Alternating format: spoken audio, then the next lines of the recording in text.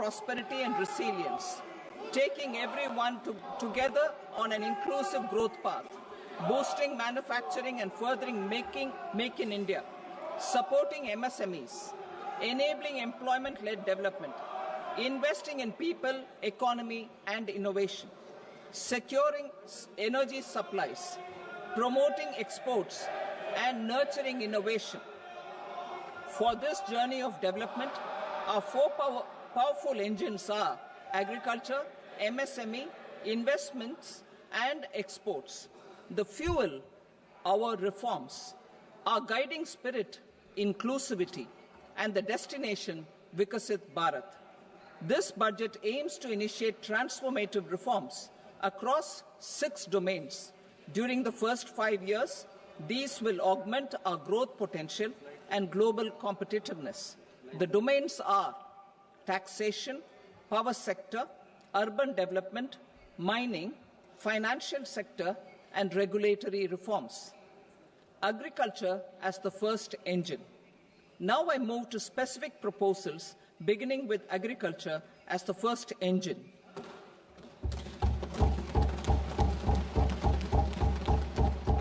Prime Minister Dhan Dhanya Krishi Yojana, developing agri-districts program.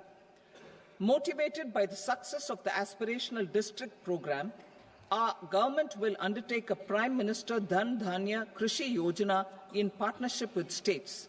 Through the convergence of existing schemes and specialized measures, the program will cover 100 districts with low productivity, moderate crop intensity, and below average credit parameters. It aims to 1. Enhance agricultural productivity, 2. Adopt crop diversification and sustainable agricultural practices, 3. Augment post-harvest storage at the panchayat and block level, 4. Improve irrigation facilities, and 5. Facilitate availability of long-term and short-term credit. This program is likely to help 1.7 crore farmers. Building rural prosperity and resilience. A comprehensive multi-sectoral rural prosperity and resilience program will be launched in partnership with the states. This will address underemployment in agriculture through skilling, investment, technology, and invigorating the rural economy. The goal is to generate ample opportunities in rural areas so that migration is an option but not a necessity. The program will focus on rural women, young farmers, rural youth, marginal and small farmers, and landless families. The details are in Annexure A. Domestic best practices will be incorporated, and appropriate technical and financial assistance will be sought from multilateral development banks. In Phase 1, 100 developing agri-districts will be covered. Atmanirbharta in pulses. Our government is implementing the National Mission for Edible Oilseed for achieving Atmanirbharta in edible oils. Our farmers have the capability to grow enough for our needs and more. 10 years ago, we made concerted efforts and succeeded in achieving near self-sufficiency in pulses. Farmers responded to the need by increasing the cultivated area by 50%, and government arranged for procurement and remunerative prices. Since then, with rising incomes and better affordability, our consumption of pulses has increased significantly. Our government will now launch a 6-year mission for Atmanirbharta in pulses with a special focus on Tuar, Urad, and Masoor. Details are in Annexure B. Central agencies such as NAFED and NCCF will be ready to procure these 3 pulses as much as offered during the next 4 years from farmers who register with these agencies and enter into agreements. Comprehensive program for vegetables and fruits. It is encouraging that our people are increasingly becoming aware of their nutritional needs. It is a sign of a society becoming healthier. With rising income levels, the consumption of vegetables, fruits, and Sri Anna is increasing significantly. A comprehensive program to promote production, efficient supplies, processing, and remunerative prices for farmers will be launched in partnership with the states. Appropriate institutional mechanisms for implementation and participation of farmer-producer organizations and cooperatives will be set up. Makhana Board in Bihar. For this, there is a special opportunity for the people of Bihar.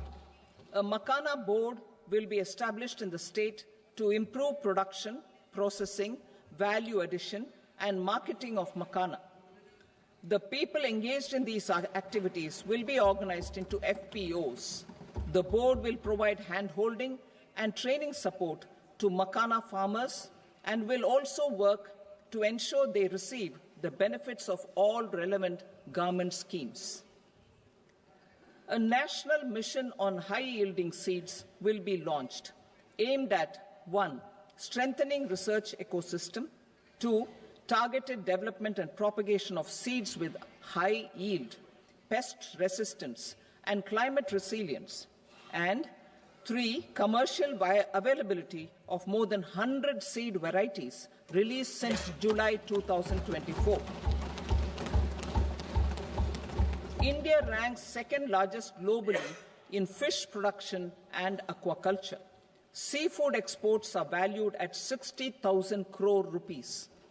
To unlock the untapped potential of the marine sector, our government will bring in an enabling framework for sustainable harnessing of fisheries from Indian exclusive economic zone and high seas, with a special focus on the Andaman and Nicobar and Lakshadweep Islands. For the benefit of lakhs of cotton growing farmers, I am pleased to announce a mission for cotton productivity.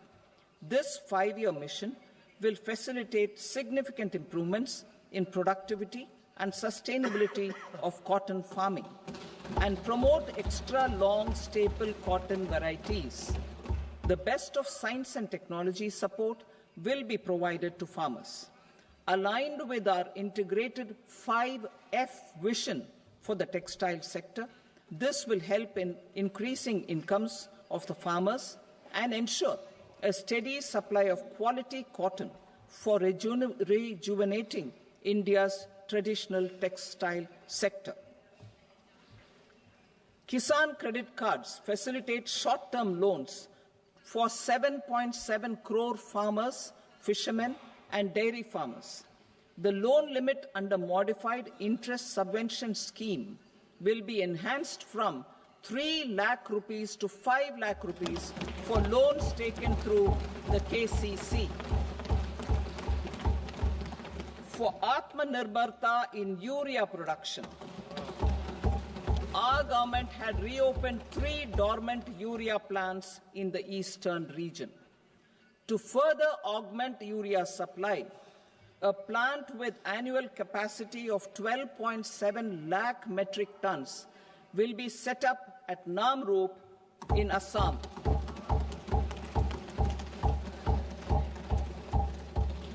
India Post, with 1.5 lakh rural post offices, complemented by the India Post Payment Bank and a vast network of 2.4 lakh Dak Sevaks, will be repositioned to act as a catalyst for the rural economy. Details are at Annexure C. India Post will also be transformed as a large public logistics organization.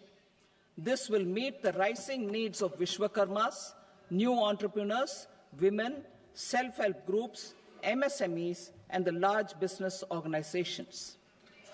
Our government will provide support to NCDC for its lending operations for the cooperative sector. MSMEs as the second engine.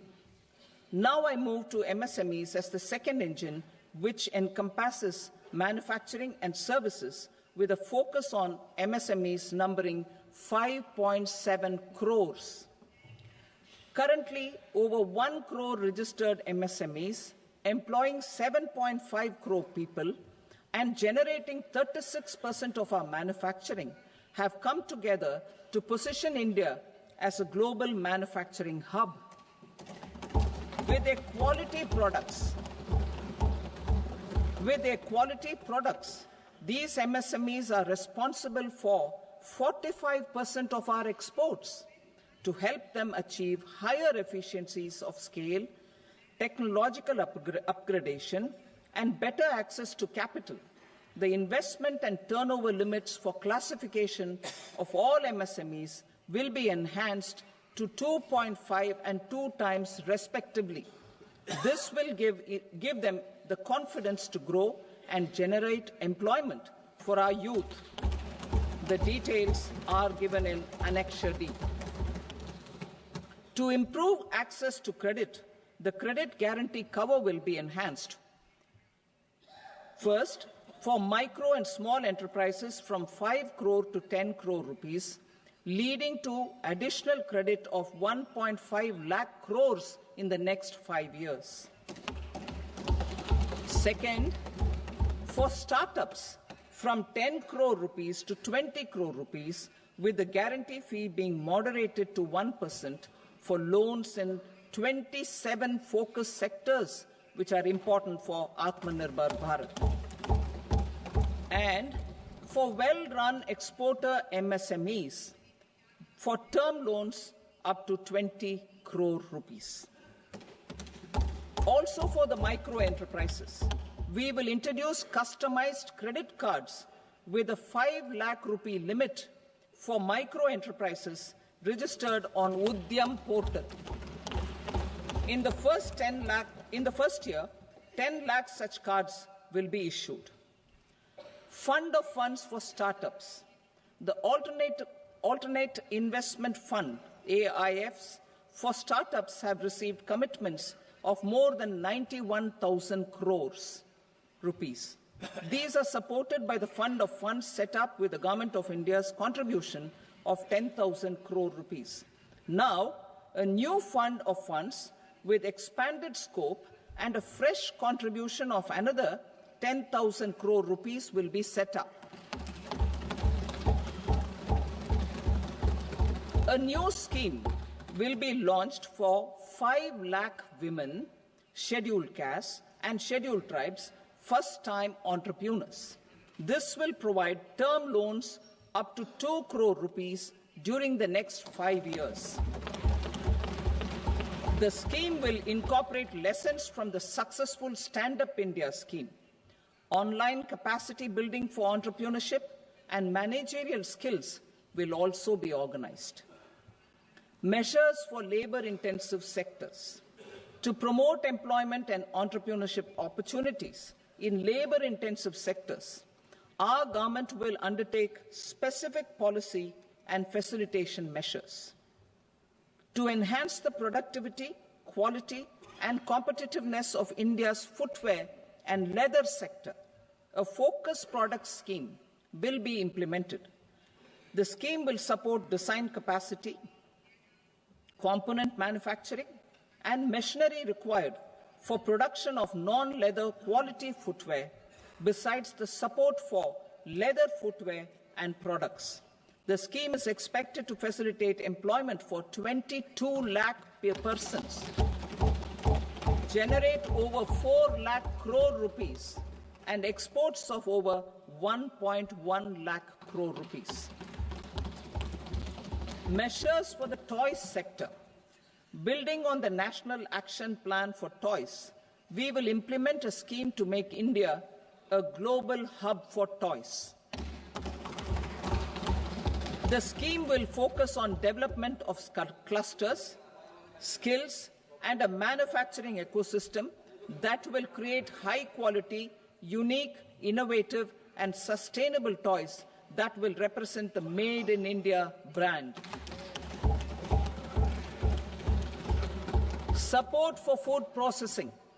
In line with our commitment towards Purvodaya, we will establish a National Institute of Food Technology, Entrepreneurship and Management in Bihar. The institute will provide a strong fillip to food processing activities in the entire eastern region. This will result in 1. Enhanced income for the farmers through value addition to their produce, and 2. Skilling entrepreneurship and employment opportunities for the youth.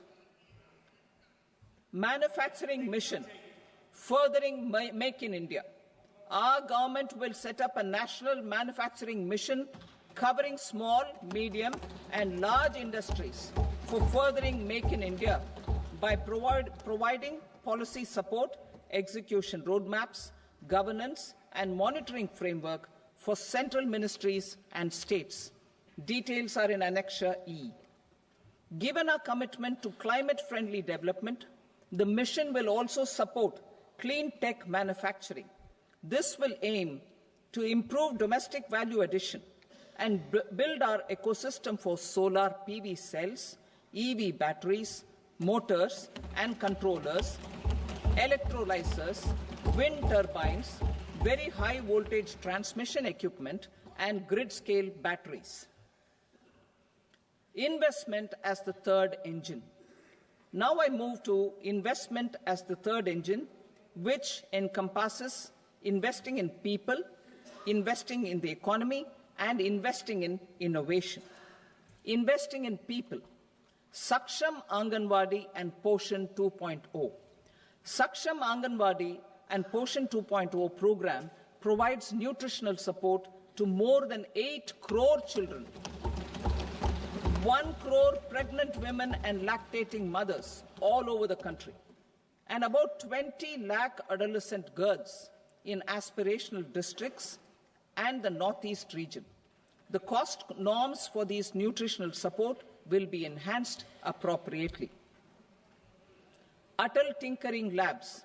50,000 Atal Tinkering Labs will be set up in government schools in the next 5 years to cultivate the spirit of curiosity and innovation and foster a scientific temper among young minds.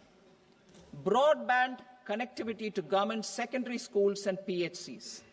Broadband connectivity will be provided to all government secondary schools and primary health centers in rural areas under the BharatNet project. Bharatiya Bhasha Pustak Scheme. We propose to implement a Bharatiya Bhasha Pustak scheme to provide digital form Indian language books for schools and for higher education. This aims to help students understand their subjects better and in their language. National Centers of Excellence for Skilling. Building on the initiative announced in the July 24 budget, 5 national centers of excellence for skilling will be set up with global expertise and partnerships to equip our youth with the skills required for Make for India, Make for the World manufacturing. The partnership will cover curriculum design, training of trainers, and a skills certification framework and periodic reviews. Expansion of capacity in IITs. Total number of students in 23 IITs has increased 100% from 65,000 to 1.35 lakh in the past 10 years.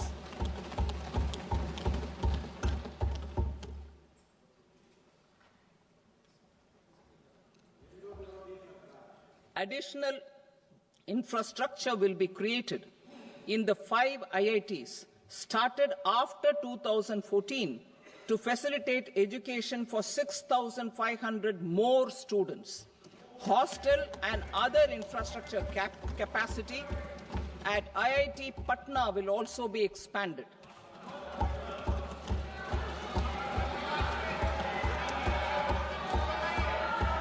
Center of Excellence.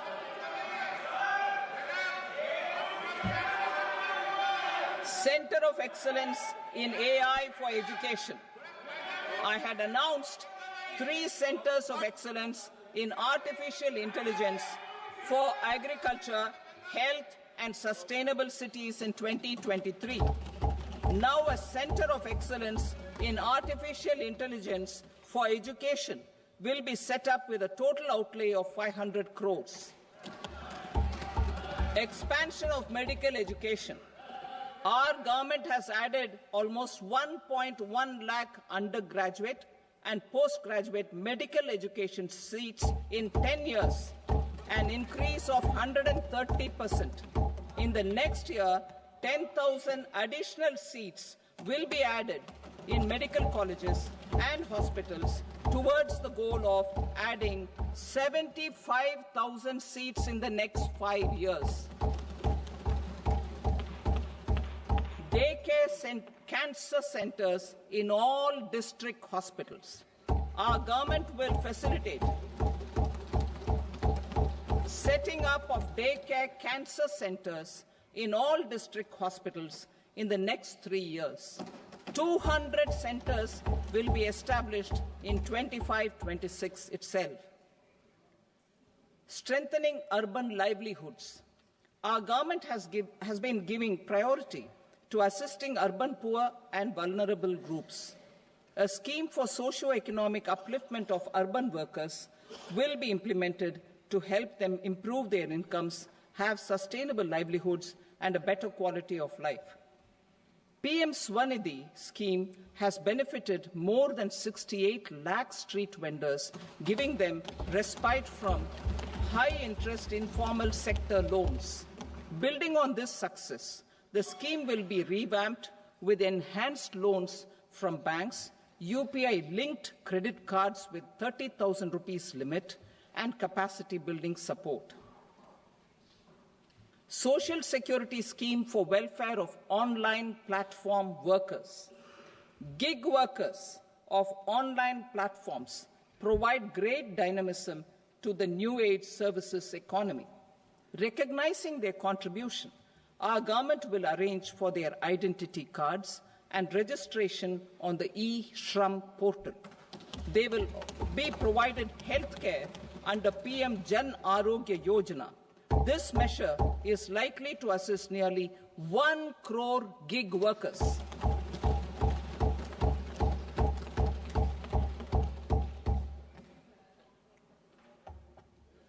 Investing in the economy.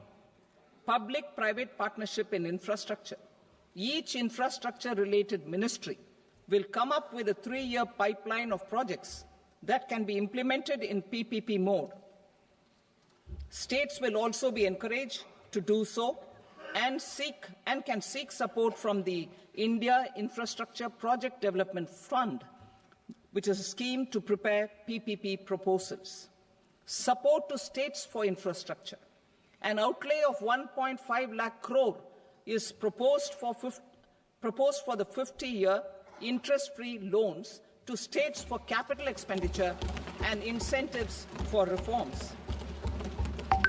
Building on the success of the first asset monetization plan announced in 2021, the second plan for 2025 to 30 will be launched to plow back capital of 10 lakh crore in new projects. Regulatory and fiscal measures will be fine-tuned to support the plan. Jal Jeevan Mission. Since 2019, 15 crore households, representing 80% of India's rural population, have been provided access to portable tap water connections. To achieve 100% coverage, I am pleased to announce the extension of this mission until 2028 with an enhanced total outlay. The mission's focus will be on the quality of infrastructure and O&M of rural piped water supply schemes through Jan Bhagidari. A separate MOU or separate MOUs will be signed with the states and union territories to ensure sustainability and citizen-centric water services delivery. Urban sector reforms. Building on the July budget proposals, urban sector reforms related to governance, municipal services, urban land, and planning will be incentivized. Urban Challenge Fund. The government will set up an Urban Challenge Fund of 1 lakh crore rupees to implement the proposals for cities as growth hubs, creative redevelopment of cities, and for water and sanitation purposes announced in the July budget. This fund will finance up to 25% of the cost of bankable projects, with a stipulation that at least 50% of the cost is funded from bonds, bank loans, and PPPs. An allocation of 10,000 crore is proposed in 2025-26. Power sector reforms. We will incentivize electricity distribution reforms and augmentation of intra-state transmission capacity by states. This will improve financial health and capacity of electricity companies. Additional borrowing of 0.5% of GSDP will be allowed to states contingent on these reforms. Nuclear energy mission for Vikasit Bharat. Development of at least 100 gigawatt of nuclear energy by 2047 is essential for our energy transition efforts. For an active partnership with the private sector towards this goal, amendments to the Atomic Energy Act and the Civil Liability for Nuclear Damage Act will be taken up. A nuclear energy mission for research and development of small modular reactors with an outlay of 20,000 crore will be set up. At least 5 indigenously developed small modular reactors will be operationalized by 2033. Shipbuilding. The shipbuilding financial assistance policy will be revamped to address cost disadvantages.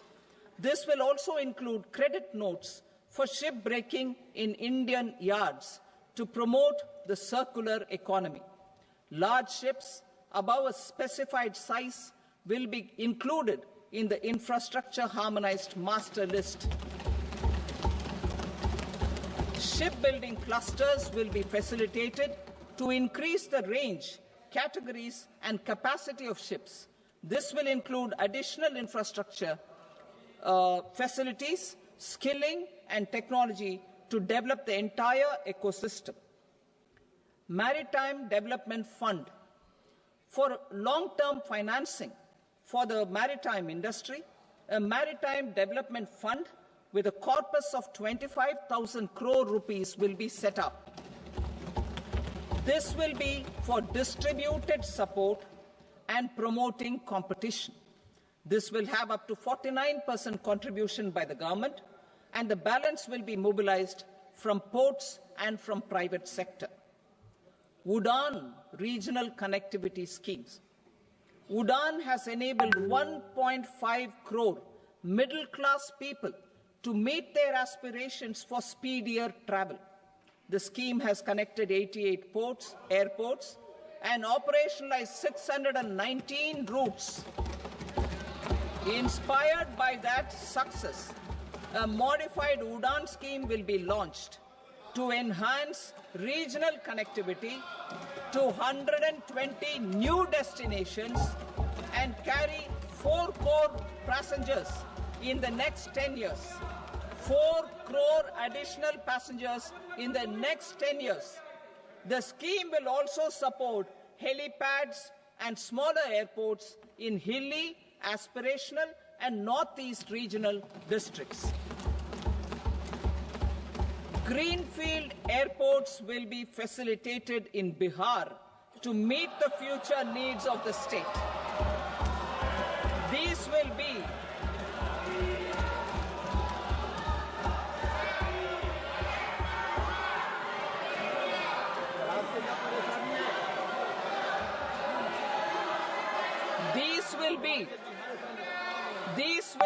in addition to the expansion of the capacity of Patna Airport and a brownfield airport in Beta.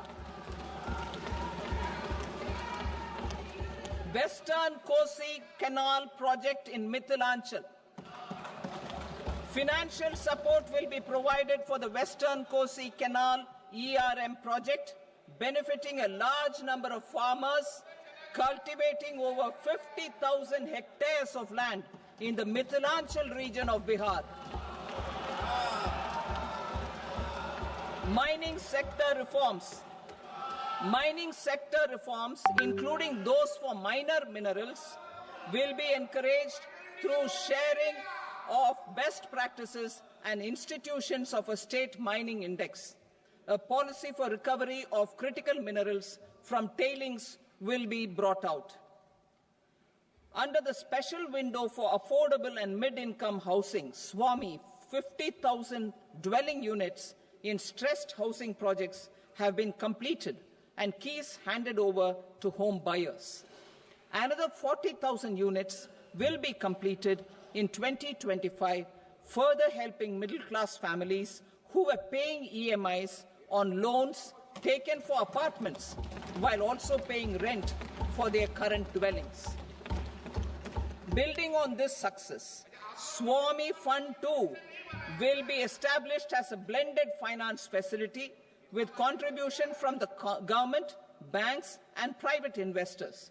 This fund of 15,000 crore rupees will aim for expeditious completion of another 1 lakh units.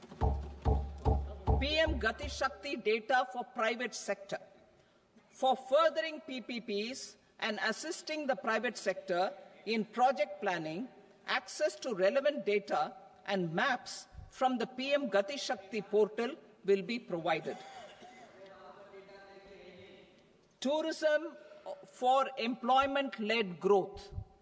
Top 50 tourist destination sites in the country will be developed in partnership with states through a challenge mode.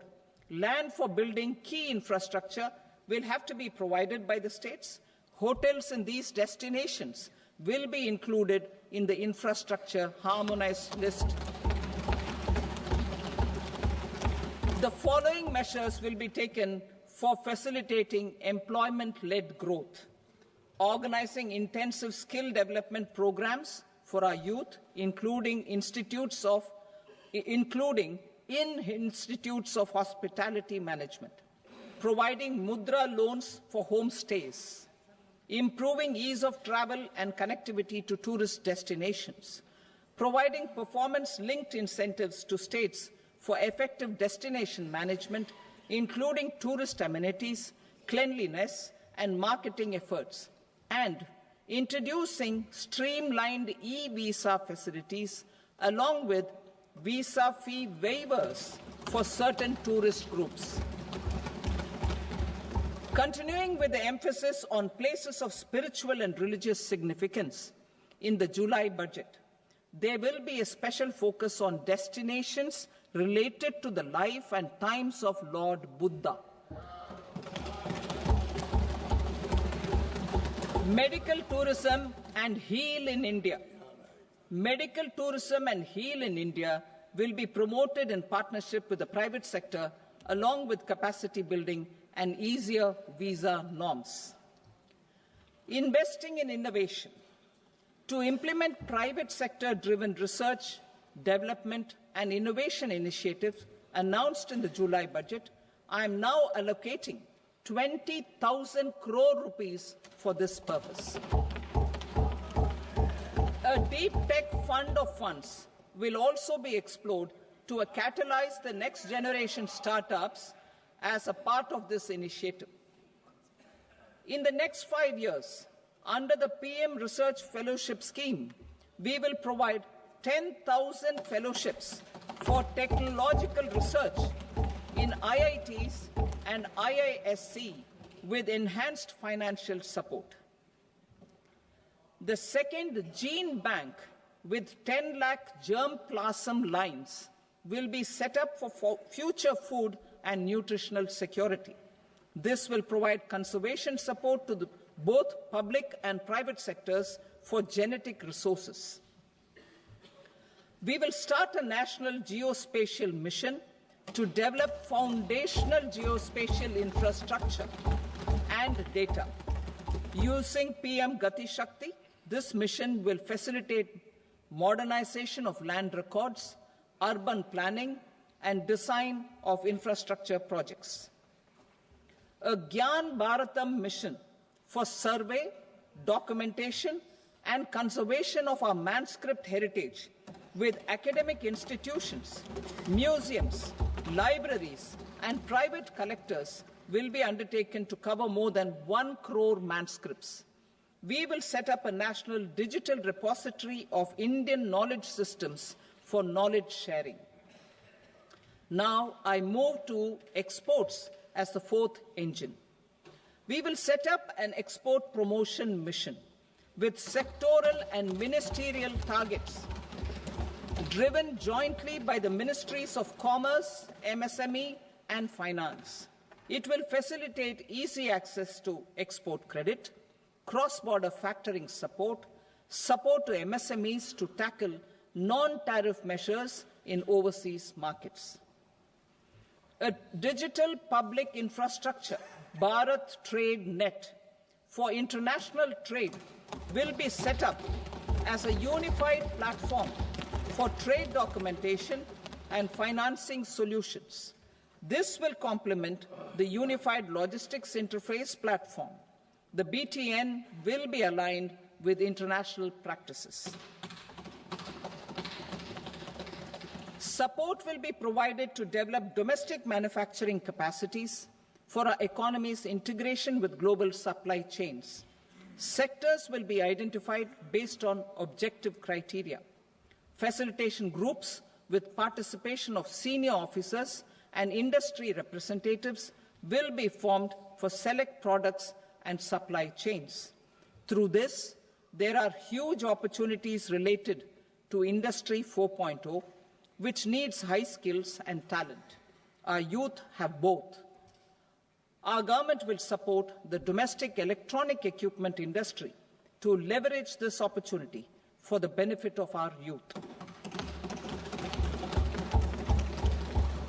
A national framework will be formulated as guidance to states for promoting global capability centers in emerging Tier 2 cities. This will suggest measures for enhancing availability of talent and infrastructure, building bylaw reforms, and mechanisms for collaboration with industry. Our government will facilitate upgradation of infrastructure and warehousing for air cargo, including high-value perishable horticultural produce. Cargo screening and customs protocol will be streamlined and made user-friendly. Reforms as the fuel. Over the past 10 years, our government has implemented several reforms for convenience of taxpayers, such as faceless assessment, 2, taxpayer charter, 3, faster returns, 4, almost 99% returns being on self-assessment, and 5, Vivad Se Vishwas scheme.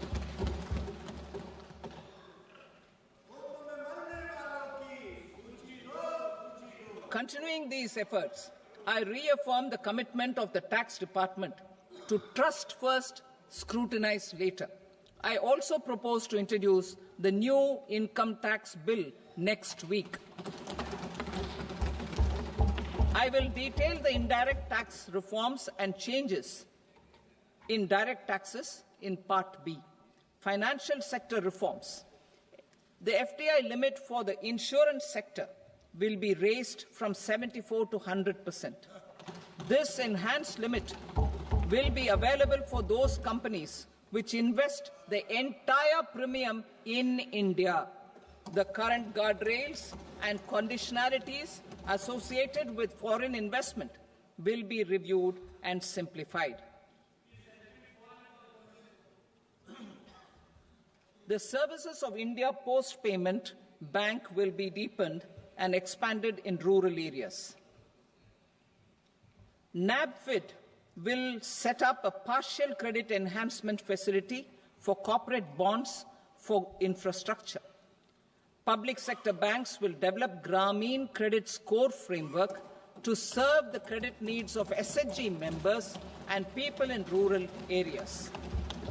A forum for regulatory coordination and development of pension products will be set up. To implement the earlier announcement on simplifying the KYC processes, the revamped Central KYC Registry will be rolled out in 2025. We will also implement a streamlined system for periodic updating. Requirements and procedures for speedy approval of company mergers will be rationalized. The scope for fast-track mergers will also be widened and the process made simpler. As proposed in the interim budget, we signed bilateral investment treaties with 2 countries in 2024 to encourage sustained foreign investment, and in the spirit of First Develop India, the current model BIT will be revamped and made more investor-friendly. In the last 10 years, in several aspects, including financial and non-financial, our government has demonstrated a steadfast commitment to ease of doing business. We are determined to ensure that our regulations must keep up with technological innovations and global policy developments. A light-touch regulatory framework based on principles and trust will unleash productivity and employment. Through this framework, we will update regulations that were made under old laws. To develop this modern, flexible, people-friendly, and trust-based regulatory framework appropriate for the 21st century, I propose 4 specific measures. A high-level committee for regulatory reforms will be set up for a review of all non-financial sector regulations, certifications, licenses, and permissions. The committee will be expected to make recommendations within a year. The objective is to strengthen trust-based economic governance and take transformational measures to enhance ease of doing business, especially in matters of inspection and compliances. States will be encouraged to join in this endeavour. An investment friendliness index of states will be launched in 2025 to further the spirit of competitive, cooperative federalism. Under the Financial Stability and Development Council, a mechanism will be set up to evaluate impact of the current financial regulations and subsidiary instructions. It will also formulate a framework to enhance their responsiveness and development of the financial sector. In the Jan Vishwas Act 2023, more than 180 legal provisions were decriminalized. Our government will now bring up the Jan Vishwas Bill 2.0 to decriminalize more than 100 provisions in various laws. I now move to fiscal policy. In the July budget, I had committed to staying the course for fiscal consolidation. Our endeavour will be to keep the fiscal deficit each year such that central government debt remains on a declining path as a percentage of the GDP. The roadmap for the next 6 years has been detailed in the FRBM statement. Revised estimates for 2024-25. The revised estimate of the total receipts other than borrowings is 31.47 lakh crore rupees, of which the net tax receipts are 25.57 lakh crore rupees. The revised estimate of the total expenditure is 47.16 lakh crore rupees, of which the capital expenditure is about 10.18 lakh crore rupees. The revised estimate of the fiscal deficit is 4.8% of the GDP. Budget estimates for 25-26. Coming to 25-26, the total receipts other than borrowings and total expenditure are estimated at 34.96 lakh crore rupees and 50.65 lakh crore rupees respectively.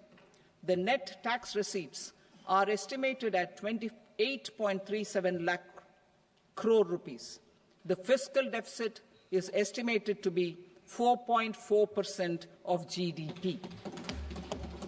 To finance the fiscal deficit, the net market borrowings from dated securities are estimated at 11.54 lakh crore. The balance financing is expected to come from small savings and other sources. The gross market borrowings are estimated at 14.82 lakh crore rupees. I will now move to Part B. Indirect taxes. My proposals relating to customs aim to rationalize tariff structure and address duty inversion. These will also support domestic manufacturing and value addition, promote exports, facilitate trade, and provide relief to common people. Rationalization of customs tariff structure for industrial goods. As a part of comprehensive review of customs rate structure announced in July 2024 budget, I propose to 1. Remove 7 tariff rates. This is over and above the 7 tariff rates removed in 23-24 budget. After this, there will be only 8 remaining tariff rates, including 0 rate. 2. Apply appropriate cess to broadly maintain effective duty incidence, except on a few items where such incidence will reduce marginally. 3. Levy not more than 1 cess or surcharge. Therefore, I propose to exempt social welfare surcharge on 82 tariff lines that are subject to a cess. I shall now take up sector-specific proposals. To provide relief to patients, particularly those suffering from cancer, rare diseases, and other severe chronic diseases, I propose to add 36 life-saving drugs and medicines to the list of medicines fully exempted from basic custom duty.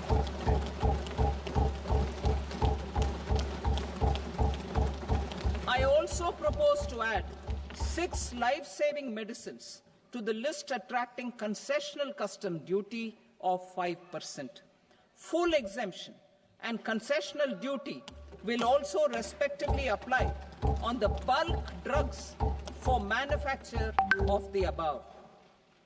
Specified drugs and medicines under patient assistance programs run by the pharmaceutical companies are fully exempt from BCD, provided the medicines are supplied free of cost to the patients.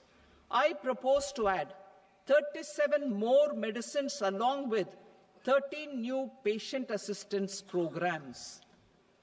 Support to domestic manufacturing and value addition. Critical minerals. In the July 2024 budget, I had fully exempted BCD on 25 critical minerals that are not domestically available. I had also reduced BCD of 2 other such minerals to provide a major fillip to their processing, especially by MSMEs. Now, I propose to fully exempt cobalt powder and waste, the scrap of lithium-ion battery, lead, zinc, and 12 more critical minerals. This will help secure the availability for manufacturing in India and promote more jobs for our youth.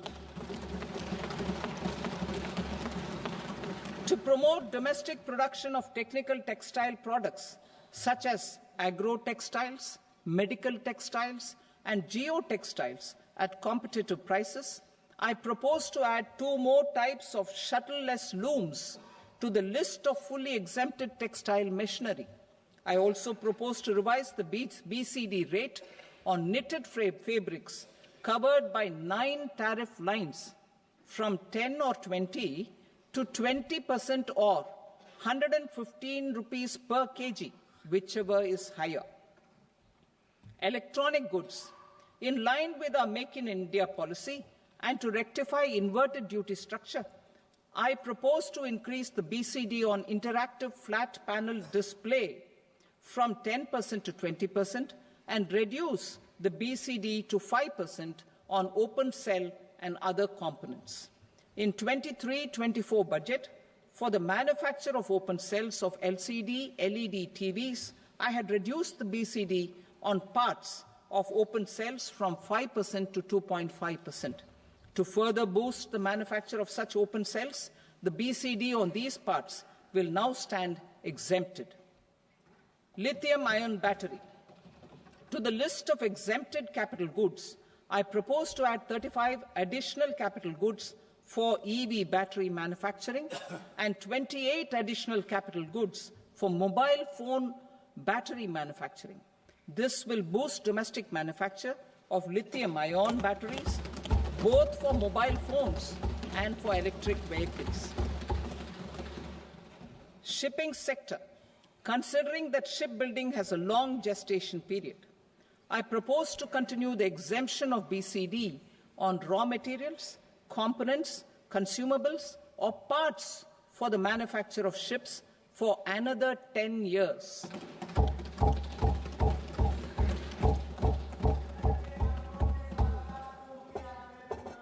I also propose the same dispensation for shipbreaking to make it more competitive. Telecommunication. To prevent classification disputes, I propose to reduce the BCD from 20% to 10% on carrier-grade Ethernet switches to make it at par with non-carrier-grade Ethernet switches. Export promotion. To facilitate exports of handicrafts, I propose to extend the time period for export from 6 months to 1 year, further extendable by another 3 months if required. I also propose to add 9 items to the list of duty-free inputs. Leather sector. I propose to fully exempt BCD on wet blue leather to facilitate imports for domestic value addition and employment. I also propose to exempt crust leather from 20% export duty to facilitate exports by small tanners. Marine products. To enhance India's competitiveness in the global seafood market, I propose to reduce BCD from 30% to 5% on frozen fish paste, surimi, for manufacture and export of its analog products. I also propose to reduce BCD from 15% to 5% on fish hydrolysates for manufacture of fish and shrimp feed. In July 2024 budget, to promote development of domestic MROs for aircraft and ships, I had extended the time limit for export of foreign origin goods that were imported for repairs from 6 months to 1 year and further extendable by 1 year. I now propose to extend the same dispensation for railway goods. Time limit for provisional assessment. Presently, the Customs Act 1962 does not provide any time limit to finalize provisional assessments, leading to uncertainty and cost to trade. As a measure of promoting ease of doing business, I propose to fix a time limit of 2 years, extendable by a year, for finalizing the provisional assessment. I propose to introduce a new provision that will enable importers or exporters, after clearance of goods, to voluntarily declare material facts and pay duty with interest but without penalty. This will incentivize voluntary compliance. However, this will not apply in cases where department has already initiated audit or investigation proceedings. For industry to better plan their imports, I propose to extend the time limit for the end use of imported inputs in the relevant rules from 6 months to 1 year. This will provide operational flexibility in view of cost and uncertainty of supply. Further, such importers will now have to file only quarterly statements instead of a monthly statement.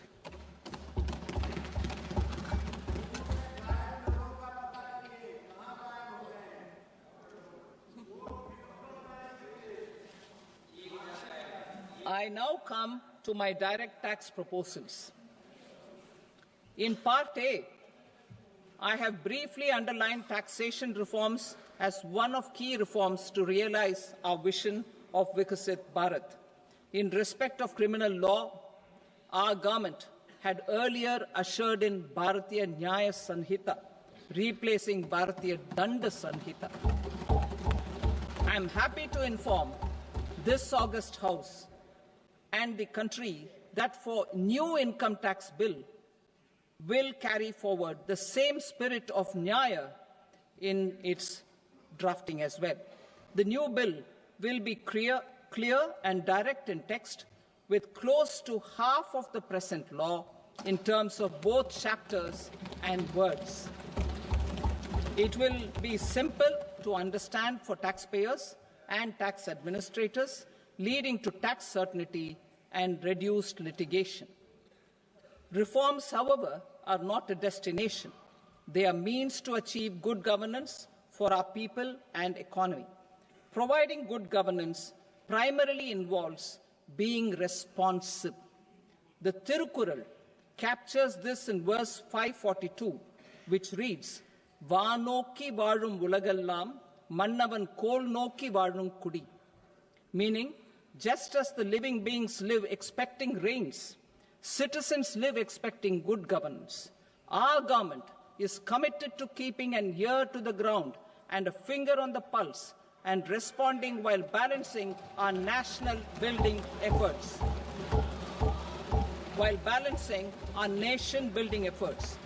The following measures will detail just how our government will, under the guidance of PM Modi, has taken steps to understand and address. I repeat that sentence, sir. The following measures will detail just how our government, under the guidance of PM Modi, has taken steps to understand and address the needs voiced by our citizens. My tax proposals are guided by this spirit. The objectives of my proposals are as follows. Personal income tax reforms with special focus on middle class. Rationalization of TDS and TCS for easing difficulties. Encouraging voluntary compliance. Reducing compliance burden. Ease of doing business, employment and investment. I will come to my proposal on personal income tax towards the end. TDS and TCS, rationalization for easing difficulties. I propose to rationalize tax deduction at source, TDS, by reducing the number of rates and thresholds above which TDS is deducted. Further, threshold amounts for tax deduction will be increased for better clarity and uniformity. The limit for tax deduction on interest for senior citizens is being doubled from the present 50,000 rupees to 1 lakh rupees. Similarly, the annual limit of 2.40 lakh rupees for TDS on rent is being increased to 6 lakh rupees. This will reduce the number of transactions liable to TDS, thus benefiting small taxpayers receiving small payments. The threshold to collect tax at source, the TCS, on remittances under RBI's liberalized remittance scheme, the LRS, is proposed to be increased from 7 lakh to 10 lakhs. I also propose to remove TCS on remittances for education purposes, where such remittances is out of a loan taken from a specified financial institution.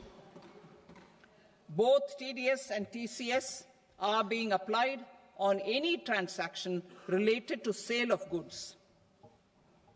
To prevent such compliance difficulties, I propose to omit the TCS. I also propose that the provisions of the higher TDS deduction will now apply only in non-PAN cases.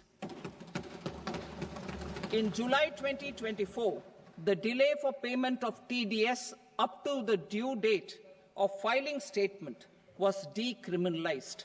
I propose to provide the same relaxation to TCS provisions as well. The government under the leadership of Prime Minister Modi believes in Sabka Saath, Sabka Vikas, Sabka Vishwas and Sabka Prayas. In line with this, we brought in updated return facility in 2022 for voluntary compliance by taxpayers who had omitted to report their correct income. Our trust in taxpayers was proved right. Nearly 90 lakh taxpayers voluntarily updated their incomes by paying additional tax. Taking this trust further, I now propose to extend the time limit to file updated returns for any assessment year from the current limit of 2 years to 4 years. I propose to reduce the compliance burden for small charitable trusts and institutions by increasing their period of registration from 5 years to 10 years. It is also proposed that disproportionate consequences do not arise for minor defaults, such as incomplete applications filed by charitable entities. Presently, taxpayers can claim the annual value of self-occupied properties as nil only on the fulfillment of certain conditions. Considering the difficulties faced by taxpayers, it is proposed to allow the benefit of 2 such self-occupied properties without any condition.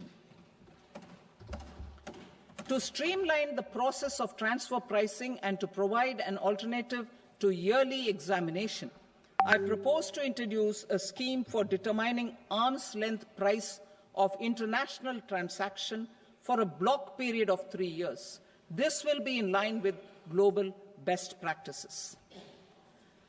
With a view to reduce litigation and provide certainty in international taxation, the scope of safe harbor rules is being expanded. A number of senior and very senior citizens have very old national savings schemes accounts. As interest is no longer payable on such accounts, I propose to exempt withdrawals made from NSS by individuals on or after 29th August 2024. I am also proposing to allow similar treatment to NPS Vatsalya accounts as is available to normal NPS accounts subject to overall limits. In my speech in July 2024, I had promised that all processes, including giving effect to appellate orders, shall be digitalized and made paperless over the next 2 years. So I'm happy to announce that digitalization is being made operational now. In July 2024, we brought in the Vivad Se Vishwas scheme to resolve income tax disputes pending in appeal. The scheme has received a great response, with nearly 33,000 taxpayers having availed of the scheme to settle their disputes. I have a few proposals to promote investment and employment. It is proposed to provide a presumptive taxation regime for non-residents who provide services to a resident company that is establishing or operating an electronics manufacturing facility. I further propose to introduce a safe harbor for tax certainty for non-residents who store components for supply to specified electronics manufacturing units. Presently, the tonnage tax scheme is available only to sea-going ships. The benefits of existing tonnage tax scheme are proposed to be extended to inland vessels registered under the Indian Vessels Act 2021 to promote inland water transport in the country. extension for incorporation of startups. We continue to support the Indian startup ecosystem. I propose to extend the period of incorporation by 5 years to allow the benefit available to startups which are incorporated before 1/4/2030.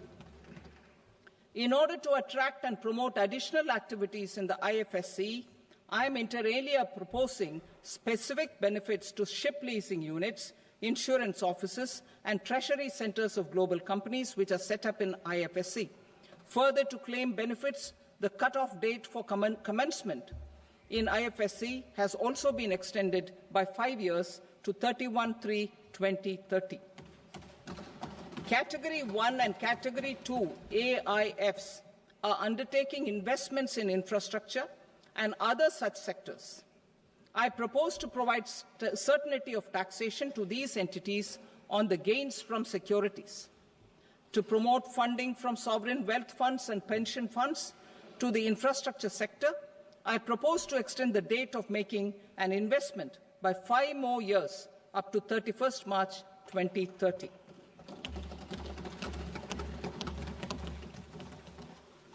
Personal income tax reforms with special focus on middle class. Democracy, demography, and demand are the key support pillars in our journey towards Vikasit Bharat. The middle class provides strength for India's growth. This government, under the leadership of Prime Minister Modi, has always believed in the admirable energy and ability of the middle class in nation building. In recognition of their contribution,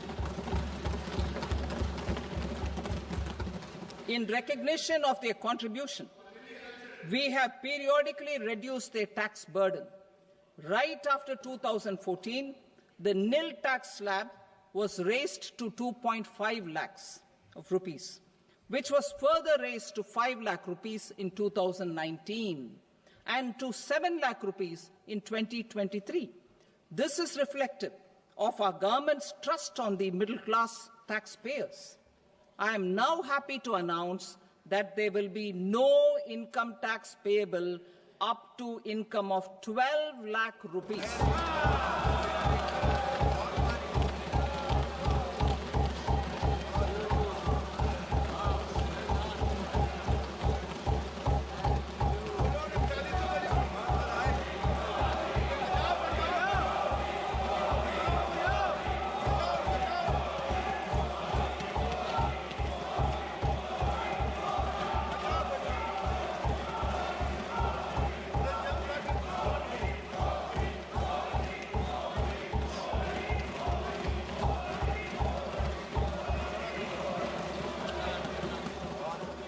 So, average income of 1 lakh per month, other than the special rate income such as capital gains, under the new regime.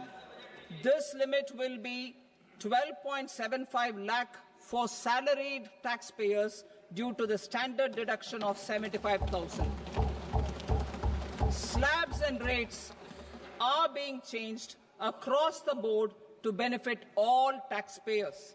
The new structure will substantially reduce the taxes of the middle class and leave more money in their hands, boosting household consumption, savings, and investment.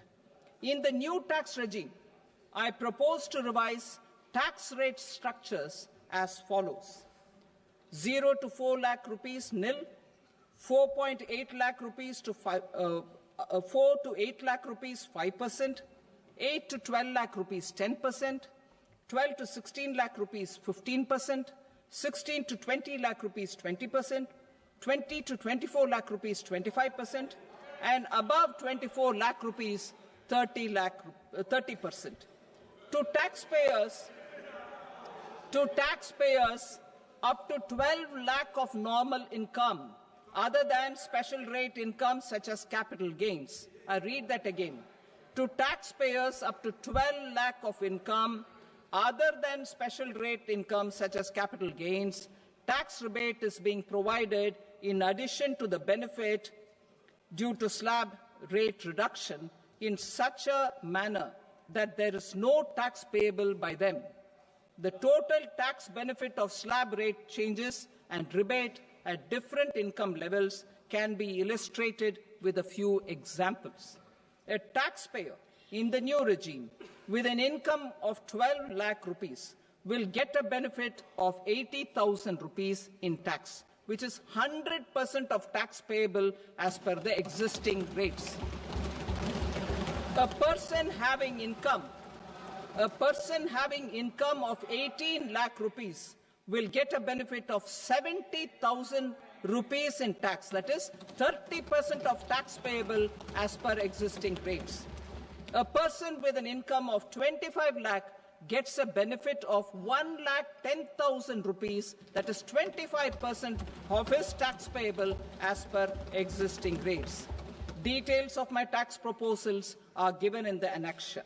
As a result of these proposals, Honourable Speaker, sir, revenue of about 1 lakh crore in direct taxes and 2,600 crores in indirect taxes will be foregone. Mr. Speaker, sir, with this, I commend the budget to this august House.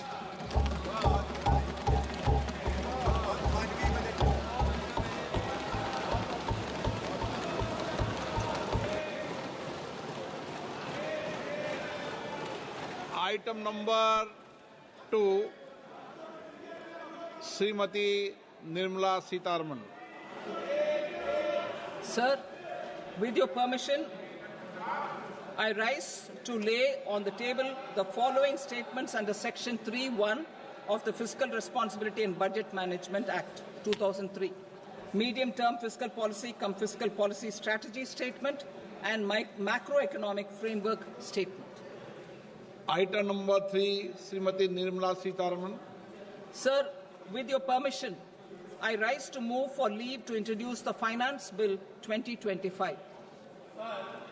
प्रश्न ये है कि विधेयक को पुनर्स्थापित करने की अनुमति प्रदान की जाए। जो सदस्य इसके पक्ष में हाँ कहें, जो सदस्य विरोध में ना कहें। मेरे विचार में निर्णय हाँ वालों के पक्ष में हुआ, हाँ वालों के पक्ष में अनुमति प्रदान की जाती है। माननीय मंत्री जी अब विधेयक को पुनर्स्थापित करें। Sir, I introduce the bill. Thank you. सभा की कार्रवाई सोमवार दिनांक 3 फरवरी 2025 को प्राप्त 11 बजे तक के लिए स्थगित की जाती है।